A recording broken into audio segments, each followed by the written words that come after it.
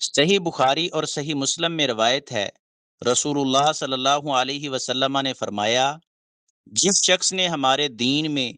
کوئی نئی بات نکالی جو اس میں نہیں تھی تو وہ مردود ہے۔ اس حدیث کا مفہوم ہے دین میں ایسا کام ایجاد کرنا جو اس میں پہلے نہیں تھا، بعد میں اسے دین کا حصہ بنا دیا، جیسے نئی عبادات، مخصوص ذکر، عبادت اور اجر و ثواب کے خود ساختہ طریقے، مخصوص راتوں کو مخصوص عبادات کرنا جو قرآن و حدیث سے ثابت نہ ہوں، ایصال ثواب کے خود ساختہ طریقے، یہ سب بدعات ہیں۔ البتہ مدرسہ بنانا، کتاب چھاپنا، لاؤڈ سپیکر پر اذان کہنا اور جدید سائنسی آلات بدعات نہیں ہیں، کیونکہ ان کی اصل قرآن و سنت میں موجود ہے۔